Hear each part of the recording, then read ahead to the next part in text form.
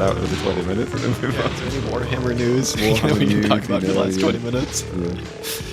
Oh dear. We'll see. I'm so close to committing to, you know, a whole Premillennial heresy army of some dispensationalism? sort. Oh, Did you watch any of the snake handling video that I sent you? yeah.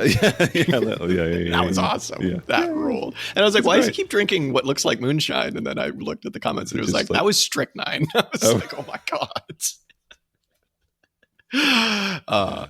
Love it. America. Yeah. We love it. Mhm. Summer's over, Dan. I hate to break it to you. It's done and I'm gone. so relieved. Yeah, me too. I was gonna say I'm fine with it. Days are getting I'm shorter. I don't feeling really like that. I don't normally have this, but I'm feeling very like a very strong commitment to the autumnalness. Yeah. You know, like, Yeah, we can get behind that. yeah. Disposition toward jumpers and cocoa and you know, Cocoa, like, a nice watching warm movies. cup of cocoa. yeah. That's what we say. Give it a few weeks. Next episode will be like, fuck's sake. Yeah. We'll be in the miserable depths of winter, and then Yeah. Well, I'll tell you what warms my heart, Dan. In the depths of winter, reading Christian theology that was definitely not meant for Marxists to engage with.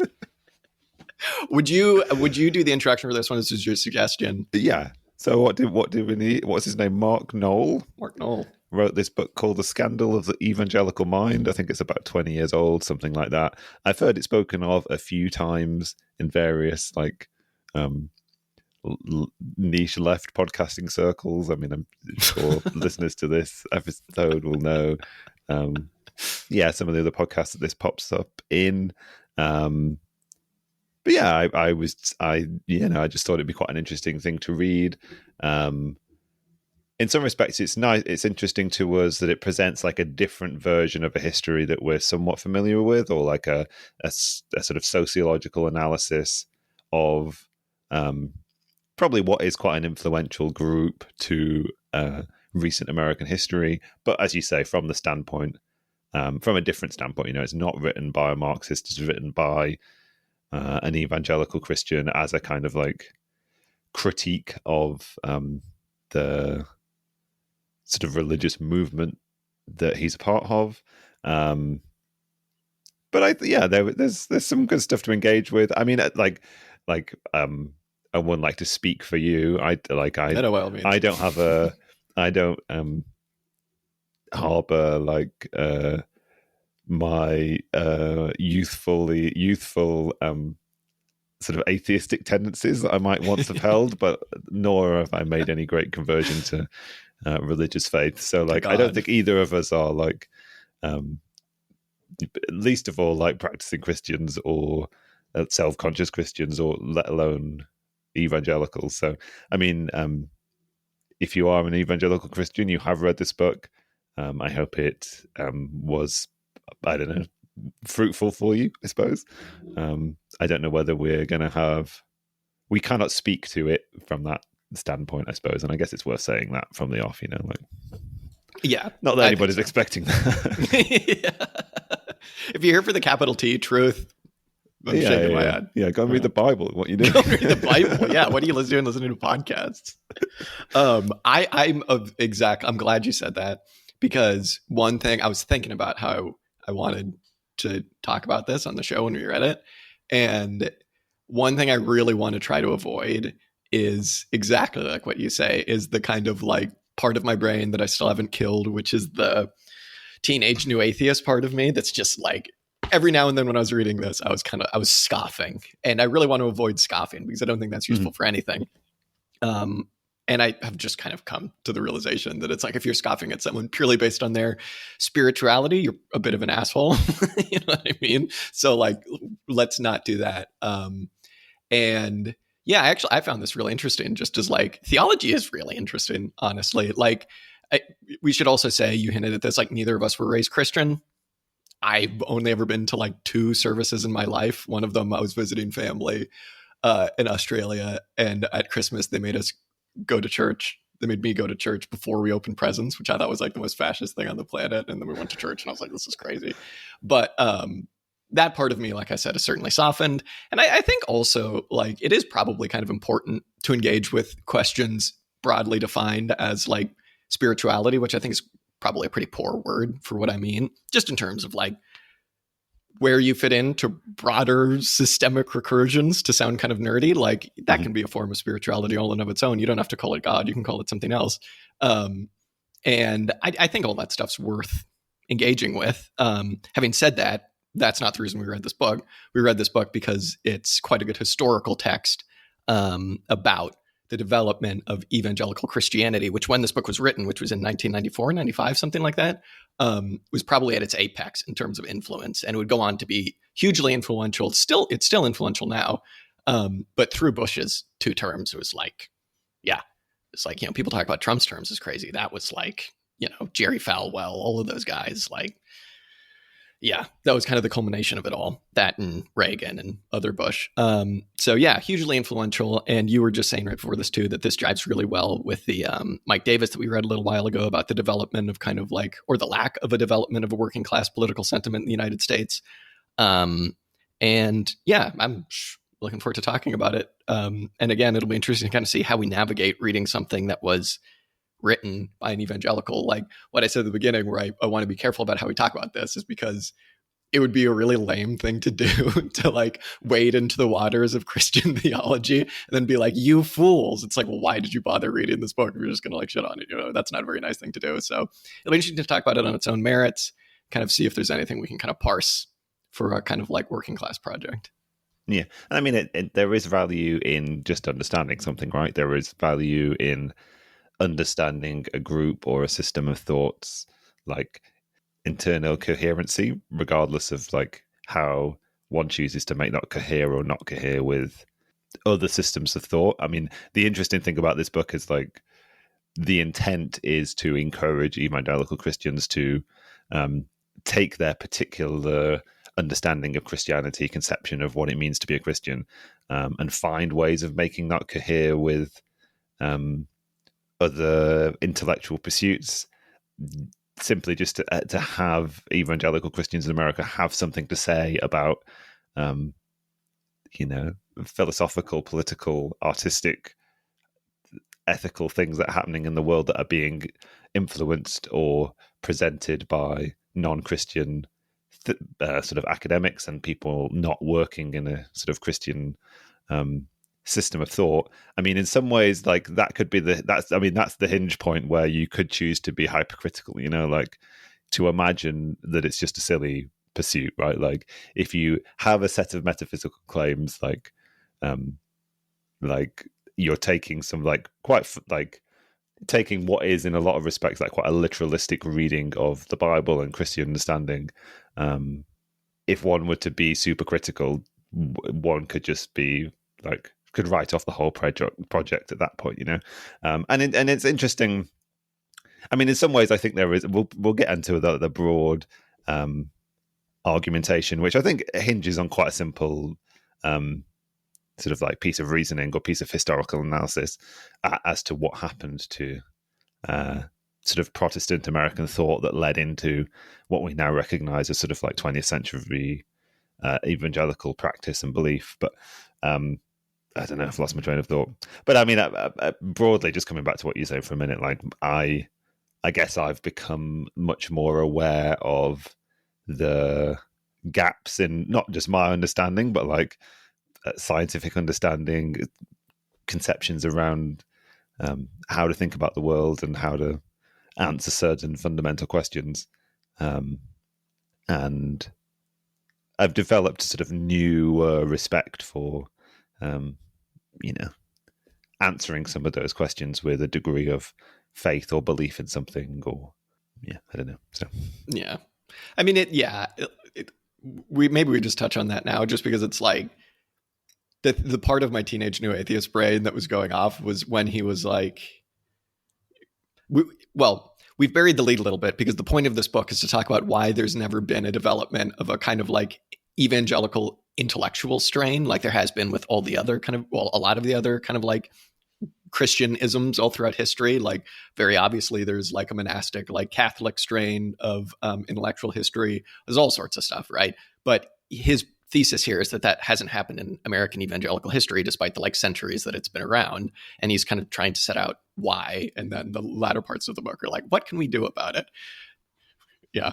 But it's interesting, isn't it? Because it's like, if you want to create a like Christian version of science, which is what he's talking about, where you're a Christian way of understanding the world, or, even like a Jewish way of understanding the world, an Islamic way of understanding the world, anything, like, you are going to have to use as your base something that isn't logical. And he points that out. He's basically says, like, this is actually kind of one of the issues with evangelicalism, which we'll get into here in a moment, is that you begin that project, which is, in some senses, very positivistic. You begin it with a leap of faith, obviously, because that's the whole thing. So it's like, how do you actually balance engaging with the natural world, making, like objective claims about things, predictions, while still having a Christian project? That's something that I felt like I didn't get a great answer to in this book, but it's also not something I've ever thought about. So yeah, it almost sounds like, I think he is implying that like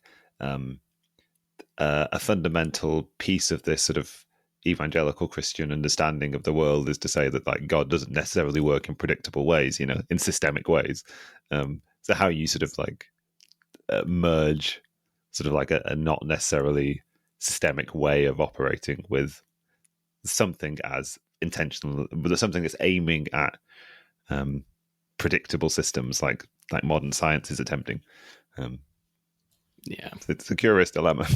And I mean, it is a curious dilemma, to be polite. Yes, and I mean, I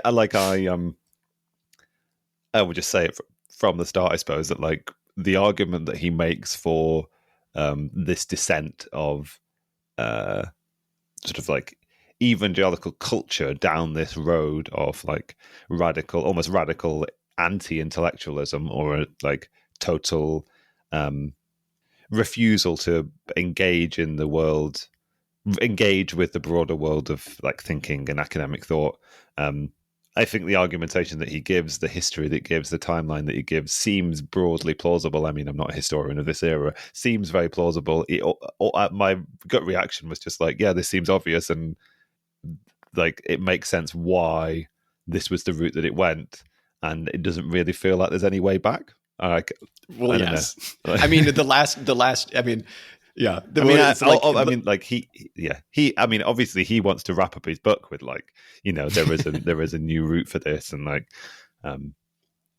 but go on. I mean, what is there's like the law of headlines, right? Where it's like, if your headline ends in a question, the answer is always no. It's like, Trump, like his tariffs have caused chaos, but are they working? No, right? It's like the last section of this book is hope ? And it's like, I don't know, buddy.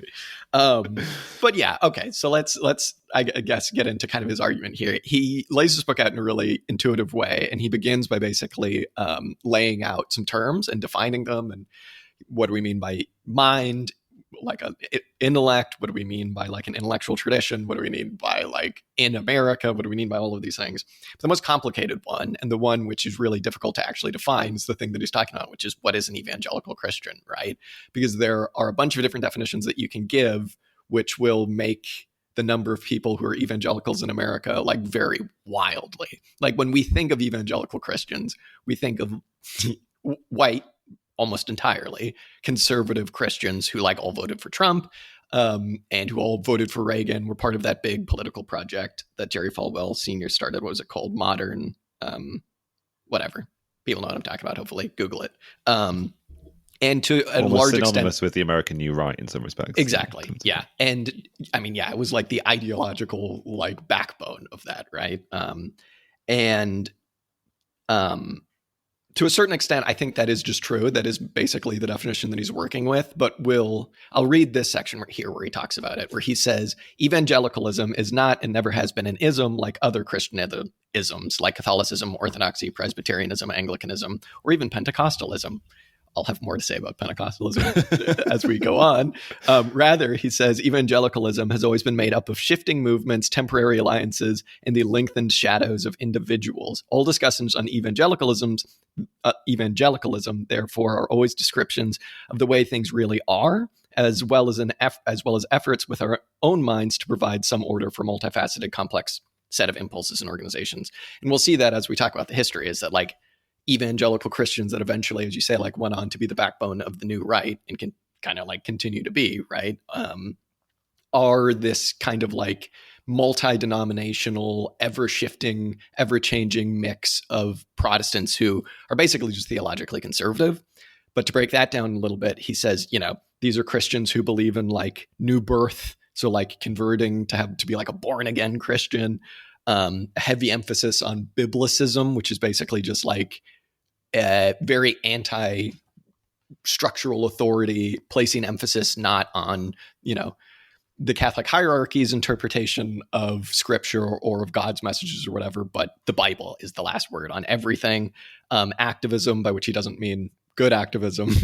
He means actively trying to convert people to evangelicalism, evangelizing basically, and some stuff about cruciocentrism, which is basically like Christ's redeeming work on the cross, which we'll get into in a bit.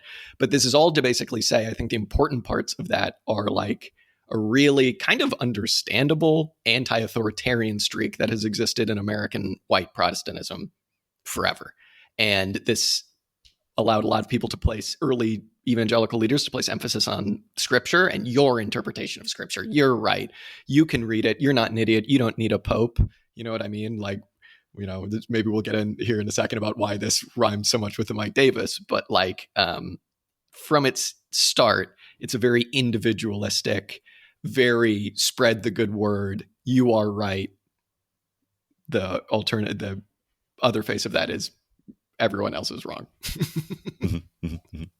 I mean, it's interesting that you highlight that section where he's talking about the sort of like almost slightly amorphous, multifaceted, like this isn't a coherent thing. It almost feels a little bit like it's quite hard. It's not necessarily difficult for him to identify when it comes about, but so much of what he does talk about in this history of Christianity in America doesn't actually cover evangelicalism as I guess, like a self-conscious thing, you know, like he almost starts with like the Reformation and things that happen in Europe and like the initial emigration of Puritans to America, and it's sort of America's founding by these sort of like fringe Protestant groups from America, from Europe rather, and even through the history of the 19th century, there is a lot of discussion of the academic work done by Protestant Christians that are like skirting on the edges of what he comes to define as evangelical Christianity, but like it almost feels a little bit so like to sort of like cover some of the sort of like content of this book more definitively, I suppose. Like he sort of keeps going over the same timeline in the middle sections of this book. He sort of repeatedly goes over the same timeline of like sort of like positive examples of intellectual work done by Protestant Christians in America and in Europe and the rest of the world. Sort of what he's taking as quite laudable examples of work done by religious thinkers in the sciences, in philosophy, in political theory. And then there's an extent to which that merges, basically just crashes headlong into a sort of well-developed modernity. And in my reading of this history, just it can't escape that. That's not necessarily what he's proposing is the ultimate outcome of this history for him and for his hoped for future renaissance of evangelical thinking. But it's hard for me to escape another timeline which sort of says that like evangelical Christianity comes about at the point of this what he's identifying as a fall or a low point in some ways, like what we might identify as our sort of like slightly negative definition of evangelical Christianity is so heavily for me seemingly defined by what he's also taking as the negative traits of evangelical Christianity, and the existence of a kind of like positive example of that pre the sort of early 20th century, what he's identifying as an early 20th century nadir for evangelical Christianity. I don't know to what extent he actually identifies it as really existing at all. I'm quite glad that you. Sorry, I'm just going to talk forever now. Sorry. I'm quite pleased that you went through those 4 points of how he defines evangelical Christianity, just because I do think there's some tactic in how he defines those pieces of terminology. The most interesting one for me, he talks about this Biblicism, which he describes as a reliance on the Bible as an ultimate religious authority. He wants to have a particular reading of that, which says that it's possible to have the Bible as your ultimate religious authority, but not fall into the trap of biblical literalism, which is what he's identifying as a very negative trait of 20th century evangelical thinking. I'm very sympathetic to his efforts to do that. If he wants to define evangelical Christianity in quite open ways, presumably leaving space for his own type of evangelical Christianity that doesn't necessarily fall into some of the traps that he identifies, that's fair enough. But I think one could have and I did experience through reading this book a certain skepticism of there being how strong a distinction there is to be had between the Bible as the ultimate authority versus biblical literalism, which is a negative thing in his understanding, I guess. Yeah, I mean, you're right, because it's, I'm not convinced anybody's ever read the Bible, if I'm being honest with you, anybody at all. There's the Bible, especially the New Testament, is incredibly odd. And it's really compelling in its oddness, especially the stuff that was supposedly written by John. It's seemingly very metaphorical, but the authors at times are expecting you to take it all quite literally. And oftentimes, because this was being written in 100, you know what I mean? It's incredibly difficult to have cultural touch points. And to say nothing of the different translations of the Bible, the fact that so many American evangelicals use the King James Bible is insane to me. I guess it just sounds cool when you read it out loud. But the problem with having a not literal interpretation of the Bible is the same problem as having a literal interpretation of the Bible, which is just how you interpret it. It's if you want to have a non-literal interpretation of the Bible, which I share with you, I think is quite a commendable thing to do, because there's some wild stuff in the Bible that would make a lot of people second-class citizens. And you want to do what he's saying, which is understand the culture that was writing it, understand how our time has changed, use it as a touch point, ... but then also use it as the ultimate authority for literally everything. It's a tall order. It's a very tall order, especially with evangelical Christianity, which defines or fucking Protestantism in America in general, which defines itself by not having a intellectual authority. It's the reason this merges so well with the Mike Davis is because Mike Davis made such a point about how petty bourgeois ideology just infested early America, and still to this day. But the reason it infested early America is partially because of the frontier, because everybody could be a petty capitalist, and partially because of, artisans were a lot of people organizing unions, not necessarily proles, right? So there was this kind of ideological petty bourgeois individualism. That's the base. And this comes out as in the superstructure in terms of religion as everybody has their own frontier preacher that they listen to. And specifically, you are right in your interpretation of the Bible, which isn't actually fully anti-authority, because somebody is still preaching to you every Sunday telling you what to think. It's just that they're not the Pope. You know what I mean? They're not part of this established hierarchy. But I don't know. Yeah. I think I do. I mean, it's worth my saying or clarifying what I was saying. I do understand the distinction that is being made. I can understand being a Christian and exploring the cryptic depths of the Bible, trying to understand what was being said in the context of history, having the Bible as your touchstone reference point doesn't necessarily mean that you have to take it word for word, as you say, given that so many different translations, so many different efforts to translate in so many different ways. That act of translation in and of itself is a historical act, which was done in a time period by an author within sort of specific intentions, having a literal reading, it seems like an absurd proposition, really. Having it be your ultimate reference point seems like a perfectly reasonable thing to do if you are a Christian believer, I suppose. Well, yeah. And I mean, but this is the issue, right? Is it's like evangelicalism, which defines itself by the act of evangelizing, by the act of trying to convince people to listen to you and to convert, like, on one hand, is bad. You know what I mean? Like, you're probably going to run into some issues there. But then on the other hand, like, and this is where I was kind of trying to give him some shrift, was like, well, right, but if you believe that the scripture is the word of God, or it's inspired by God, and that this is all literal, like, it would be insane of you to not try to convert people, to not try and save people, to not try and spread this word. And so it's a really difficult thing where it's like, well, how do we have like a moral Christianity that doesn't base itself on evangelizing and imposing its own morals on other people? It's like, you kind of can't, just by virtue of this is such a totalizing philosophy. Like, yeah, I don't know. Yeah, I think we're hitting on our ultimate problem with this, or you're hitting on what is my ultimate problem with this history, which is the one I was saying before, which is like, it almost feels like, how could American evangelical Christianity not end up like this?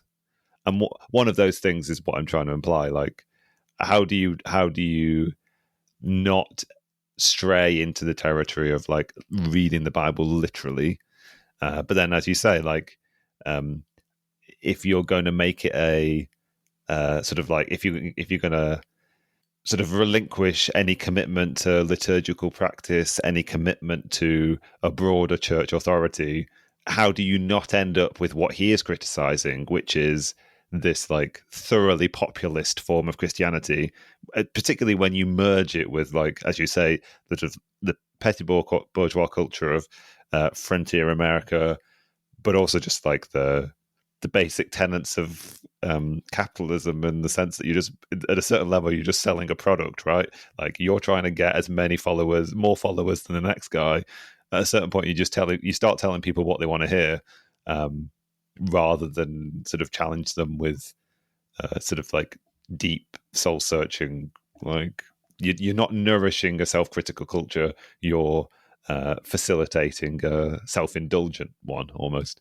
And coming back to what I was saying about this, we're hitting on the crux of our problem. Like, it's another example of, in this context, how could it be other? How could it not be thus that evangelical Christianity ended up the way that it did, I suppose? Yeah, absolutely. Absolutely. And that gets into my other main problem with this, which is that when we get into talking about all the different denominations that have just sprouted up like crazy, which ultimately culminated in the snake handling video that I sent you in Appalachia, which was from like a few years ago, which I think is very funny. There's not a realization that these are all political. These are all political movements, basically, right? Like, it's not that the fundamentalists helped get Reagan elected. You mean on Noll's part, there isn't a recognition that this is political? Yeah. It's not that the fundamentalists helped get Reagan elected. It's that the necessity of a kind of like hard right segment of the working class and the PB necessitated a thousand flowers blooming in terms of like hard right ideological, like conservative Christianity, which is dressed up in all of these different, differences between denominations as like, well, actually, Pentecostals actually believe, in the Holy Spirit as this and not that. And they believe on this on Friday and not on Sunday or whatever. And it's like, all of that ultimately covers the need for this kind of like, I'm going to sound like such an asshole, but like ideological repressive apparatus or whatever, like, to exist. And it exists for a reason. The fascinating thing about Christianity and about religion in general is that these have all like existed before capitalism and have continued to exist now. You know what I mean? It's like these, like, once the early Christian church is finally like culminated and becoming like the ultimate, not the ultimate, but being like the state religion of the Roman Empire, then you really start to see like, at a certain point, this is about control. This is about like moving with the times and getting people to accept their conditions, right? Which isn't to say that there isn't emancipatory thought in there somewhere, and that you can't be a Christian and be like a loving, good, kind person. Obviously you can be a Christian, be an intellectual, all of these different things, but that doesn't get away from the fact that it's like the history of evangelical Christianity in America is most obviously the history of American politics. You know what I mean? And it begins with that petty bourgeois, ideology, which is reflected exactly in the base of economic trends of American society, right? Mm-hmm. It's interesting because, like, we can say that this reminds us of some of the Mike Davis stuff that we've read, and the most obvious one of those is perhaps the essay on the New Right's Road to Power. But the one we read most recently was like why there wasn't a labor movement in America in the same way that there was in Western Europe.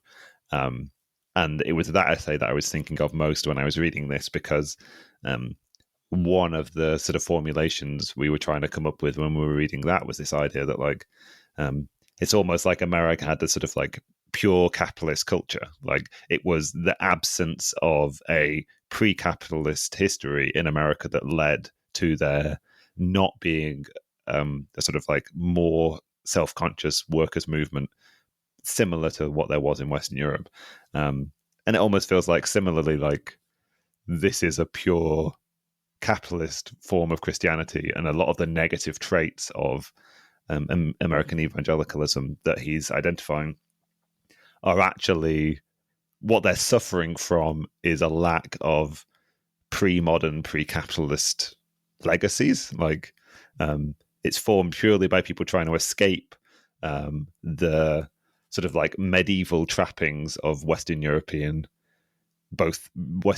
state structures, which in a lot of ways influenced the development of the differing developments of working class movements in America and Europe. But it seemingly is also the sort of lack of medieval style religious structures in America has sort of like influenced the development of Christianity in a really negative, but like almost purely capitalistic way in some respects, which is what I was thinking about a lot when I was reading this. It's very interesting. I think, the real subsumption of Christianity to capitalism, in my mind, is just Mormonism. But okay. We'll leave that. That's the only real capitalist Christian sect.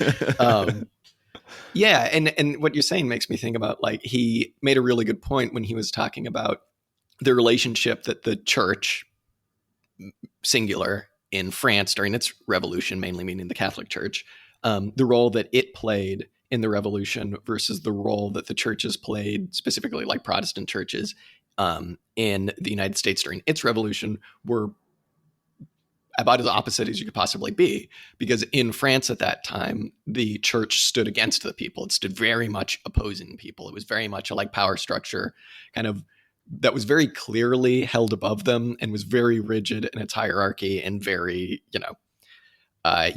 has literally just existed to just literally tell people you were born into the lot that you have. You're never going to change. This is birth. This is aristocracy, right? So when the French Revolution came about, this is when you started to get, all of the kind of like Robespierres of the world introducing cults of virtue as opposed to like the church or whatever, cults of reason, you know what I mean? Mm-hmm. In America, though, these Protestant churches, and again, what he's talking about, we need to be very clear, is the history of like white American Christianity, specifically in like the Northeast.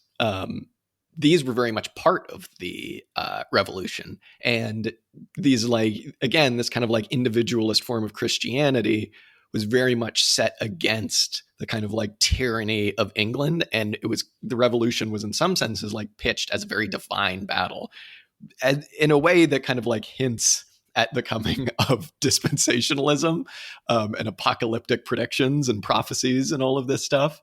But it's really interesting because we, in history, you generally tend to be taught that the American and French revolutions are very much, one and the same thing in terms of like ushering in the modern era. But the ways in which religion played out in these two revolutions, I really found fascinating. And he seemed to think that like the founding fathers were like, well, we need these churches on our side. We need people to be believing all of this stuff. And in a way, he's right. Absolutely. Mm-hmm. I mean, there is one thing to say about like, well, I'll come back to that in a minute. You made me think of something else. But what's interesting about what Noll's trying to do, and I don't know whether he's I think he's quite conscious of what he's trying to do, but I think we're having quite a different reading, right? I think he is quite conscious of the tension, the sort of contradiction that exists in this place of this particular type of Christianity in the particular culture that was growing in America, that's presented the particularly unique American cultural situation. Obviously, as I was alluding to before, he wants to suggest that there was a relatively rich, maybe incomplete, maybe naive, maybe not particularly realized, but there was the sort of foundation for a intellectual tradition in American Protestantism, which sort of had the potential to grow into modernity in a way which he is advocating, he's wishing had have happened.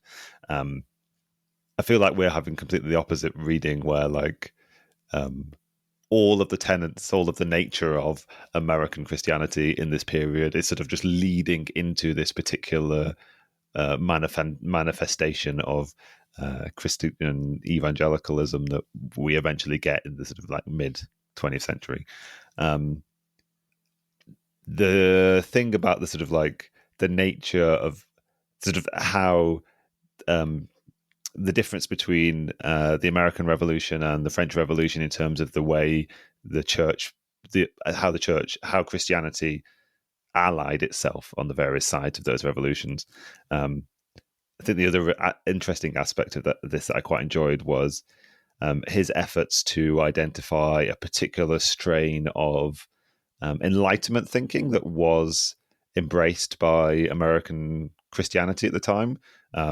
He's identifying it as a kind of like allied with the kind of like Scottish tradition of the Enlightenment, of sort of like almost like an allyship of convenience. There were certain ways of thinking, a certain sort of like literalistic understanding, a certain like focus on the sort of like evidence of the senses, but also the evidence of the mind in some ways. Like he's suggesting that mid 19th century Protestant thinkers were able to take some of what was happening in Enlightenment philosophy, and because there was a sort of like synergy in ways of thinking,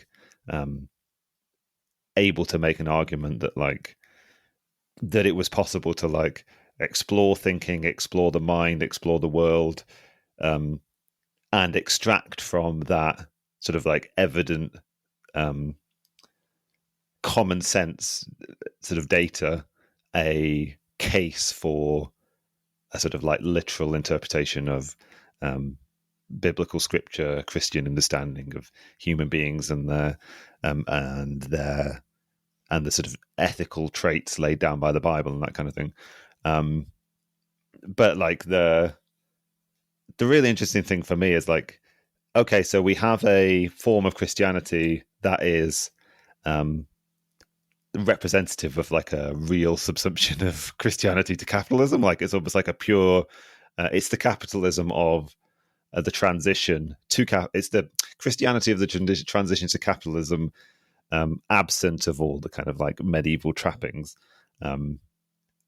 What's interesting to me is like, how long does that form of Christianity continue to be useful, or not useful because it makes it sound like somebody's exploiting it, but like functional to the workings of the system before it becomes obsolete.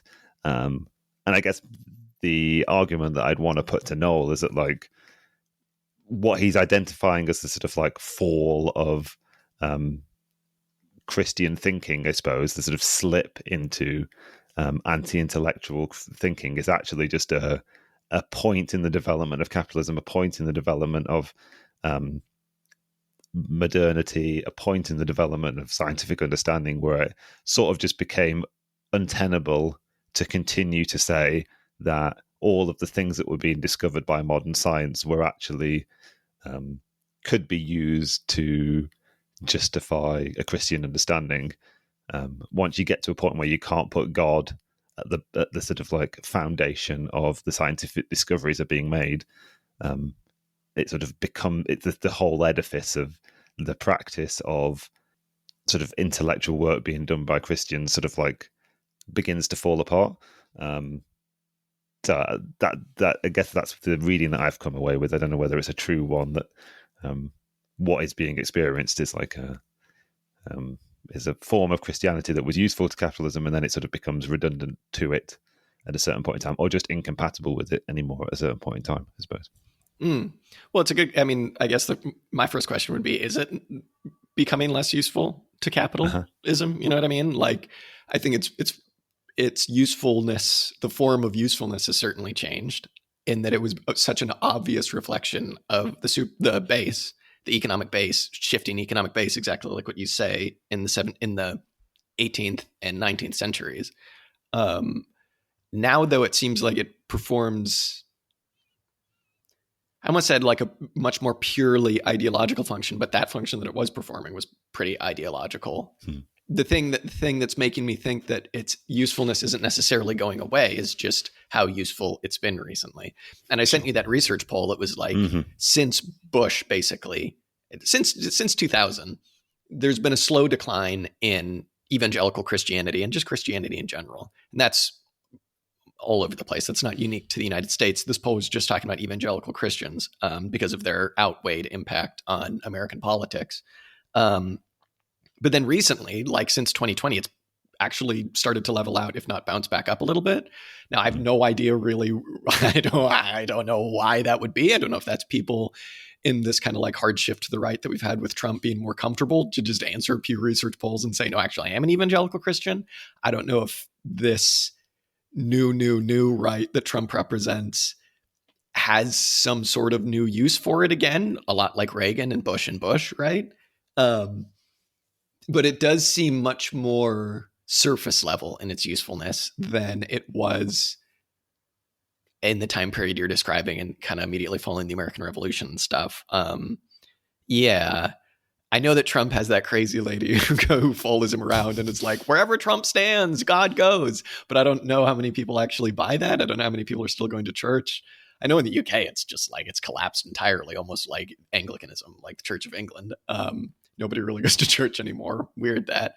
But in America, it does seem different. Dude, just to say, I looked up in the small town that I'm from, which is about 8,000 people on Google Maps, on a whim. I was like, I wonder how many Pentecostal churches there are here. There were 9. I was like, that is a part of society I do not recognize. I was like, who are the people I grew up with that were going to Pentecostal churches at the weekends? So yeah, it is still a thing. I think, No, go on. I was just going to give another example, which is that in California, which during the 60s, which we generally think of as like this progressive, anti-Reagan kind of shit, although Reagan was governor, so I guess he couldn't have been that anti. But like there was a new branch of Pentecostalism which developed, which is one that I recognize and I know like people that go to, which is the Calvary Church. Calvary something. It's Calvary. It's named Calvary something. And it has hundreds of thousands of people that are part of it. And it was developed in part by this pastor who was part of Amy Semple McPherson, who was this hilarious Pentecostal televangelist, one of the first televangelists. And it came out of this kind of Pentecostal holiness movement, which is very much like, praise Jesus, speaking in tongues, all of this stuff. But it was developed by this guy to specifically basically target hippies and fully attracted hippies who were like disaffected with, I don't know, hippies. What do they do? I have no idea. But like hippies who wanted to feel like they were part of some kind of political project, and has grown hugely and is now like a real force to be reckoned with in terms of like white American evangelism, specifically in California. So when we talk about, I guess the reason I bring that up is just like how useful has this stuff been to capitalism? What does it mean? We look at the whole history of Christianity, not just in capitalism, but all throughout history, and it's been able to adapt to changing circumstances. And the circumstances now, I don't really know. They seem to just be purely justificatory, if that's a word. They seem to just be justifying the way things are and getting people to be like, I don't know. I mean, they create race. That's one of the main things they do. They perpetuate race. You don't go to a white church if you're black. You don't go to a black church if you're white. If you're like Hispanic, Latino in the United States, you're going to probably be going to a Catholic church.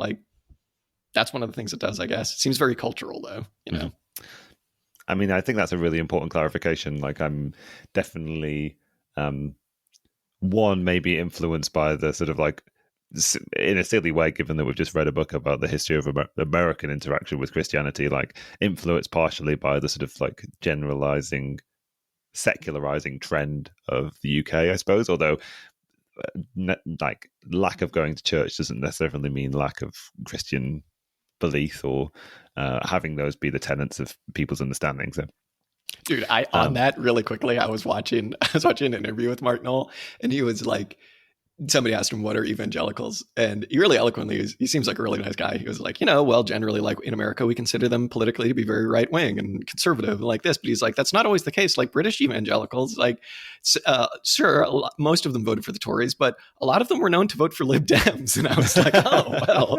if they're voting for the Lib Dems, by all means. They're as progressive as they come. Yeah, there were points in this where I sort of wondered what his like liberal left-wing alternative to this would be represented. Yeah, there's by. literally, So maybe that's it. There's no mention of liberation theology in here, obviously, because this isn't a Catholic text, this is a Protestant text. But yeah, that's the counter. But like even like then there not being a strain of evangelical Christianity that veers in that way is interesting in of itself. Could be commented on. Yes, yeah. So yeah, certainly useful to capitalism. Particularly in the sense that like so much of what happens at the beginning of the 20th century, the movements that emerge, the strains of thinking that come to define what we think of as evangelical Christianity. You brought up dispensationalism, which is like, I mean, almost so fundamental to how we understand. Along with like creationism, like fundamental tenets of how we understand maybe like even some aspects of like evangelical Christianity represented by like New Right, the New Right project, or those sort of Christians that we associate with that right wing politics. But that kind of like hard shift toward a kind of like millenarian end of the world kind of attitude in people's thinking.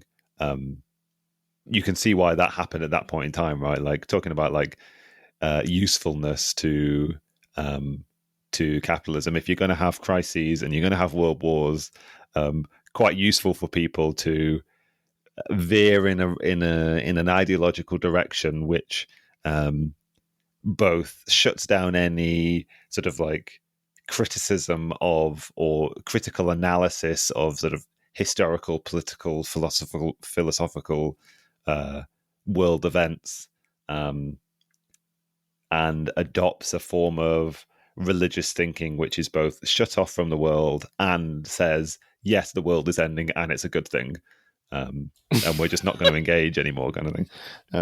So, I wouldn't be surprised if we see a big uptick in that kind of thinking potentially. Yeah, absolutely, dude. When he was talking about one book, The Late Great Planet Earth, I think is what it's called, where it was one of these like the world is ending. Look at the dispensations from the Bible, which is so funny that like people who attempt to read the Bible literally come to the most like, that's what you took from that, from that prophecy. You took that like America needs to like support Israel because the world's ended. Like, yeah.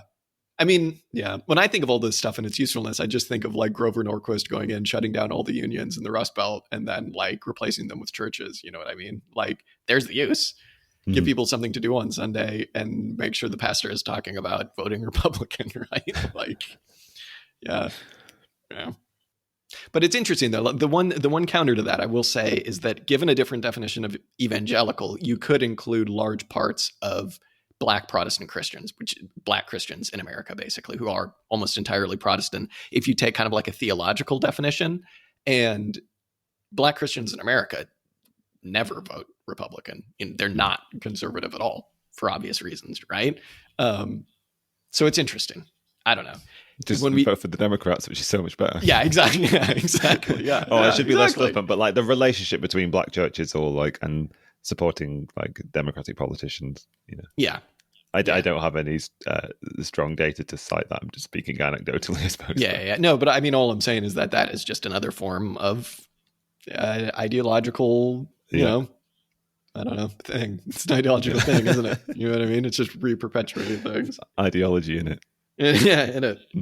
I like when he called the Protestants in America as religious deregulation. I was just like, yeah, that is exactly what it is. That is just take the most fanatical Protestants and just let them loose with no regulation, let the market sort it out. And what does the market encourage? It encourages some wild things, turns out. Yeah. He's got it in for the Pentecostals. And which is interesting because like the early history of Pentecostal religion is, again, one that has its roots in very anti-authority, very like you understand the Bible kind of like historical circumstances. Like the first real Pentecostal, I think, was a guy named William Seymour who moved to Los Angeles, and which is not where you think of Pentecostalism as beginning, but began preaching to like poor people, predominantly black people, but was actually one of the first people to have like a mixed congregation. But then now when we think of Pentecostalism, it's just like, it's as conservative as it comes, and mainly white, again, speaking kind of anecdotally there, but it is just strange. All of these different denominations tend to have their roots in this kind of like, they're pushing back against something, it would seem. And you know, to Noll's credit, he recognizes that fully. And at a certain point, you know, he's able to kind of put his grudges to one side with the dispensationalists or with the fundamentalists and all this stuff and be like, sure, they exalt the supernatural at the expense of everything else, but they were actually pretty important in keeping Christianity going in America, because if they didn't adapt to changing circumstances, Christianity just would have died, right? And it is just funny that, yeah, that's what was encouraged. Like, I don't know, wild. Yeah, rather than just sort of dying slowly in Europe, it could have exactly imploded, I suppose, or been saved. Yeah. Are there any like Zoomers who are like the trad-cath equivalent of like Church of England people in the UK? I wonder. Oh yeah, I'm sure there are. Yeah. Oh yeah. They'll be MPs in the future. That's who they'll be. Maybe. Yeah. Maybe we should just. Yeah. I don't know. Maybe a little bit of revival, Church of England revivalism. Hey, there we go. Bring back a bit of that, like a pre-capitalist. Yeah. I mean, it is just no. It just feels like quite a sad. It feels like quite a sad narrative to sort of imagine the sort of like slightly liberatory nature of some of this thinking. You know, that there's an effort to break away from the kind of like constraints of European Christianity. There is an undertone of all of this which could be quite liberatory. Just feel like the bad guy in this is capitalism, really, isn't it? It's not like I don't know. I kind of want to make the appeal to Noll that maybe you can have your evangelicalism under communism, but maybe not. Yeah, I tell you what, though, there were some points in this where I was just like, this just feels like a history of communist intellectual life. You know what I mean? Where it's just like when he starts talking about, this deregulation of religion, like, and everybody going to their preacher to understand the specific interpretation of the Bible and that leading them to kind of a fanaticism. I was like, okay, I can relate to that a little bit. I kind of know what you're talking about. Like, yeah. Becoming kind of cultish, It's just to break down into the sects. Yeah, exactly. I mean, listen, I'm a biblical literalist in terms of capital, but some people have some crazy dispensationalist ideas about capitalism dying. So, yeah. What's the Bordegas thing about invariance? He's a fundamentalist. I'm for the invariant reading of capitalism, of Capital by Marx. I don't know. One last thing, just because this is more of a theological point, but I found this really interesting, is he makes the point that evangelical thought now is Manichaean. It's Docetist, I think Docetist or Docetist, and it's very Gnostic. And he means a bunch of different things by that. But the Gnostic thing I thought was a hilarious kind of like accusation, like it's like several millennia old accusation to throw at them. And I kind of ruled. Gnostics. Yeah. I mean, go on. I just to explain it real quick to the listener is when he says that fundamentalists today are displaying Gnostic interpretations of the Bible or Gnostic intellectual behavior, what he's referring to like the different Gnostic sects that were kind of like parts of Christianity in the very, very early days, which were, again, actually very allergic to authority. It's hard to kind of describe these as one thing because there were so many of them and they were so different. But fundamentally, they believed in like personal experience as opposed to being told what to do by Irenaeus or some bishop, right? They were like, no, it's all about mysticism. And this isn't, I would imagine, is inherited from like Hellenic culture about, mysteries, religions, which sounds awesome. But he basically just says that when you treat the Bible as a code, quote unquote, to be deciphered, quote unquote, it inevitably becomes this very mystical thing where you can't really have an intellectual life, which to a certain extent, I think he's definitely right about. Like, and what he's saying we should do is, instead of looking at the Bible as this decipherable code, that you need to look to your favorite dispensationalist or millenarian or whatever to tell you about when the world's going to end because of what Daniel said a long time ago. Actually, what you need to be doing is looking at the natural world. And his justification for that is because God made the natural world, you're going to find God in the natural world and studying it. Which, hey, if we want to end on a like relatively positive, outcome of this theology, if you believe in God, worst things to do, I think it's absolutely right. The funny thing is, and this is what you brought up earlier, is that it's like he's still a invariant Bible guy, so it's like, all right. I mean, it's hitting on the same problem, right? Of like, I'm not in favor of your like mystical thinking, or your sort of ritualistic mysticism, but at the same time, I sort of like support the strains of thought that lead to that.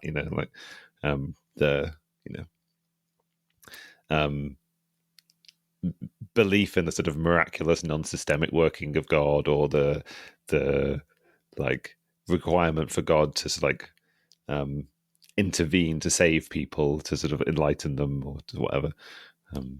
But also part of me is also like, I mean, what's the point?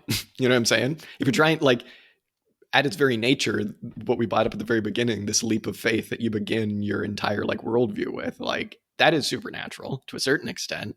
And everybody's got to draw their line somewhere if they're like religious, and not just Christian, like religious in general. Like, so I don't know. People want to go and speak in tongues and hoot and holler. Like, that seems like a much more personal experience than some other forms of worship. I guess the issue is those are very coerced, and that there's obvious hierarchy and authority and stuff going on there. So it's not actually like, I'm not actually implying that Pentecostals are like actually speaking to angels or whatever. But I don't know. I'm all for a bit of mysticism. I think that's all I'm saying. Yeah, no, it's great. Yeah, I would. I want to extol the virtues of the ecstatic, I suppose would be the right word. Like, absolutely. I went to a music festival recently. I did some ecstatic dancing. There you go. There was no preacher on stage. It's all that's happening. Were there snakes involved? Was there poison? There were no snakes. No snakes. Squids. There were squids. There were no snakes. Yeah. Well, there you go. You could probably start a cult pretty easily, I'd imagine. Yeah. It's interesting though, because that ties into like his last thing about how evangelicals are very Docatist, if I'm pronouncing that correctly. Like, this was an old heresy, which again, very drawn to old heresies. I think they're very cool. Yeah, love an old heresy. That's the idea of there being heresies in the world. And this was an old heresy that was basically just like interpreted scripture in a certain way so as to say all that matters is the kingdom of heaven, not where we are, which is the physical world. And a lot of evangelicals display a very Docatist attitude towards politics, which is just like, maybe achieves its peak in something like, I think Mennonites or Methodists, who are just like pure pacifists, won't engage with politicians, or just like, whatever, dude, I'm not for me to get involved with because it's all God's plan and whatever, man. So yeah, I find that quite interesting because again, it's that fundamental distinction of like, well, if you do believe in the kingdom of heaven, that is what's most important. But it is quite an insane leap to then just be like, I'm not going to get engaged at all. And not what any evangelicals actually do in practice. They're always like fucking picketing out front of Planned Parenthoods and shit. So what are you going to do? There was one point in this where he was like talking about the differences between American Catholics and American Christians. And he was like, but that's not to say they don't work together sometimes. Sometimes they picket Planned Parenthoods. And I was just like, oh my God, that's evil. There's hope. Yeah. What are you gonna do? Yeah. All right. I mean, I guess worth saying to when what you alluded to before was like he does have a positive vision for what an evangelical Christian positive engagement with the world would be, and argues for its virtue and how that would happen. And if you I mean, if you presumably no evangelical Christians have been led to religious crisis as a result of listening to this, but if you do feel like you need a little bit of that, go and check out the sections of this book that go and read this book. Is basically what I'm saying. Yeah, go and read this book. Convert your friends. Yeah. Better him to be speaking to evangelicals than I think atheists who are just like, you're idiots. You know what I mean? Yeah. So yeah. I have we've been critical, but I have sympathy. Oh yeah, of course. I mean, this is a guy who has like fundamental convictions, whatever they may be, and he's trying to bring them out in a very reasonable way. Good for him. You know what I mean? Fair play. And it's the most it's the best evangelical stuff I've ever come across. So there you go. Put that on the book. Yeah, exactly. What are you gonna do? Mm-hmm. All right. Well, we'll be back with another heresy next episode, I'm sure.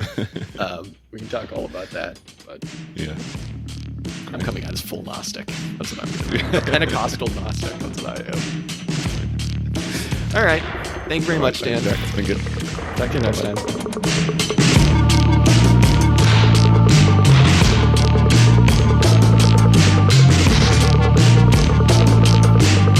Hey, everybody. Jack here. Thank you so much for listening to this week's episode. The song that you heard on this episode is Music to Kill Bad People To by King Gizzard and the Lizard Wizard. You can go ahead and check this song out much more on their Bandcamp at kinggizzard.bandcamp.com. If you want to go ahead and get in touch with us, chat shit, tell us that we're wrong, whatever you want to do, you can go ahead and do that at auxiliarystatements@gmail.com. You can just send us a message there. Or you can get in touch with us on Twitter, on Discord, on Instagram. You're a smart person. You can find these places. We got a YouTube. We post stuff there as well. Sometimes we stream. Thank you so much for listening. Till next time.